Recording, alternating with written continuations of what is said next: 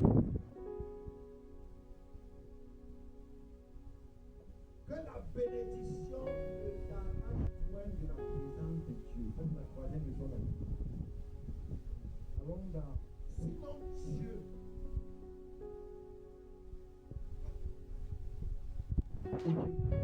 On a lu le 1 Samuel 15, on lit le verset 17. On m'a dit qu'il a dépassé 10 minutes. Rapidement, pardon.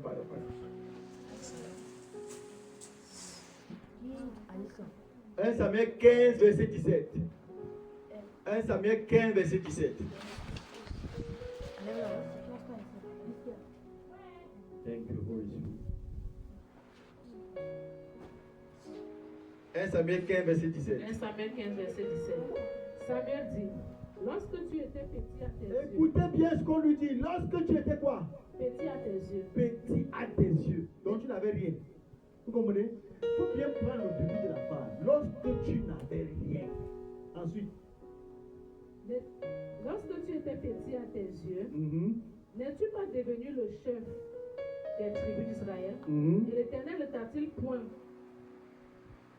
pour que tu sois roi sur Israël? Oui. L'Éternel t'avait fait bâtir en disant, va, et ne vous pas interdire ces pécheurs, les Amalécites, tu leur feras la guerre jusqu'à ce que tu les aies exterminés. Pourquoi n'as-tu pas écouté la voix de l'Éternel? Pourquoi t'es-tu jeté sur le butin et as-tu fait ce qui est mal aux yeux de l'Éternel?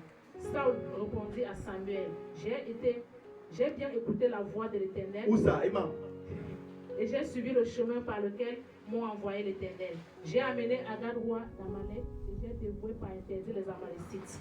Verset 21. Mais le peuple a pris sur le butin des brebis et des bœufs comme.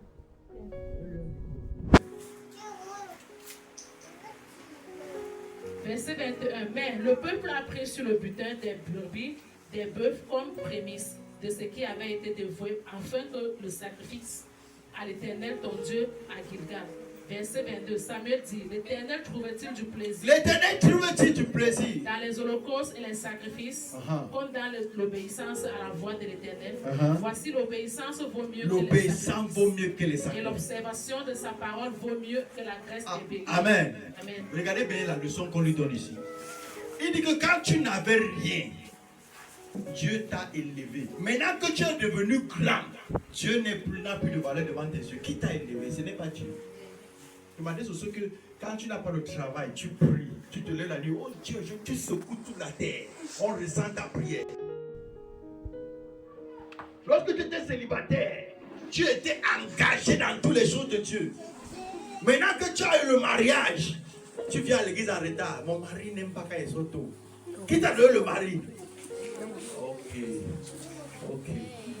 Il faut faire attention.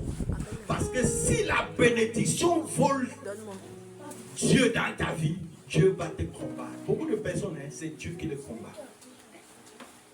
Parce que la bénédiction les a éloignés de Dieu. Regarde, Saul, c'est Dieu qui lui a donné l'épilepsie. On pouvait seulement calmer, mais pas guérir ça. Dieu a demandé à laisser qu'un esprit d'épilepsie entre en lui et le torture. Il a passé près de 20 ans de maladie. Il dit 20 ans, 13 ans exactement de maladie. 13 ans jusqu'à sa mort. Pourquoi? Parce qu'il a méprisé Dieu à cause de la bénédiction. Let it go back to the center. Aucune de mes filles qui va se marier ne va négliger Dieu à cause du mariage. Regarde, si le mariage vient, c'est Dieu qui a donné. Donc continue à servir Dieu comme quand tu n'avais pas le mariage. Ne mets pas le mariage au centre de ta vie, sinon tu vas perdre la gloire de Dieu. Et Dieu risque de te combattre. Quand la bénédiction t'éloigne de Dieu, Dieu te combat. Comme il a combattu Saul. Jamais une bénédiction ne doit t'éloigner de Dieu. Quand tu vas garer ton véhicule là-bas, que ça ne t'éloigne pas de Dieu.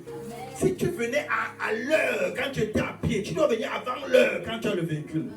Aucune bénédiction ne doit te dire que Seigneur, c'est parce que tu m'as béni. Papa a débrouillé l'homme qui a le pasteur qui a le plus grand rassemblement au monde. Quand ils font le culte, c'est des millions de personnes.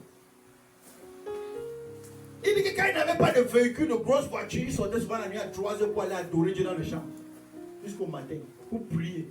Quand il a eu la voiture, le chauffeur, il a commencé à se comporter. Et un jour, une voix lui a dit, que mon fils, depuis que tu es riche, tu ne m'adores plus. Il dit que c'est un homme, tu vois pas qu'il y a trop de choses. Il y a le chauffeur, il y a le cuisinier. J'ai pas assez, pas encore fait jouer que je pleurais, je m'enroulais au sol devant le chauffeur. Puis moi, dit que mon patron, j'ai dit que ok, donc c'est une erreur que j'ai faite de t'avoir béni. Il dit, yeah. Il a commencé à demander pardon à Dieu. La même nuit, il est sorti, il a passé toute la nuit à nourriture comme avant. Pour donner une leçon, que jamais la bénédiction ne t'éloigne de Dieu. Tu commences à dire, il faut que tu le retiennes, sinon tu vas souffrir. Ce n'est pas une malédiction, c'est la vérité. Si Dieu te bénit et tu fuis sa maison, tu vas souffrir. Tu es célibataire, tu te lèves la nuit, tu pries. Maintenant que tu es marié, tu te lèves, tu dis que parce que mon mari n'aime pas quand je marche la nuit, il décrèse. C'est un mari que tu as oublié, c'est un mauvais esprit. Il faut dire à ton mari que tu vas trouver servante de Dieu.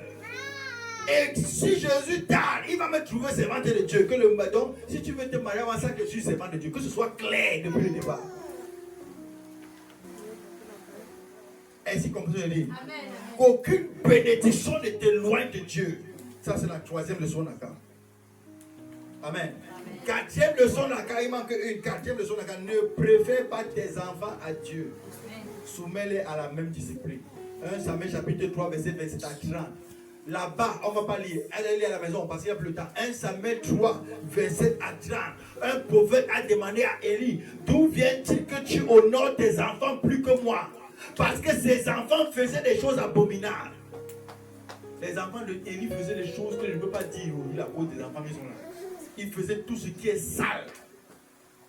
Tout ce qui est abominable. Les gars venaient sur l'autel, ils piquaient la viande, ils mangeaient. Ils s'amusaient avec les femmes d'autrui en pleine église. Les gars faisaient tout ce qui est abominable. Et qu'est-ce que le prophète a dit? Que d'où vient-il, Élie, que tu honores tes enfants plus que moi? Tu laisses tes enfants m'insulter et tu ne fais rien. Chers parents, mets tes enfants sous discipline. Ne dis pas que c'est l'enfant, je ne veux pas. Tu vas laisser l'enfant se poursuivre parce que tu ne veux pas. Mets tes enfants sous discipline. De peur que Dieu ne se tourne contre toi. La discipline que tu as, élève tes enfants avec cette même discipline. Si tu pries, éduque-les avec la prière. Si tu ne vas pas en boîte de nuit, éduque-les pour qu'ils n'aillent pas en boîte de nuit. Ce que tu ne fais pas, ne laisse pas que tes enfants fassent. Si tes enfants font ce que tu ne fais pas, c'est que tu honores tes enfants plus que Dieu. Est-ce que tu peux entendre toi? Amen. Je recommence. Si tu laisses tes enfants faire ce que tu ne peux pas faire, c'est que tu honores tes enfants plus que Dieu. Et tous ceux qui honorent leurs enfants plus que Dieu sont en train d'insulter Dieu. Mets tes enfants sous la même discipline de vie que toi.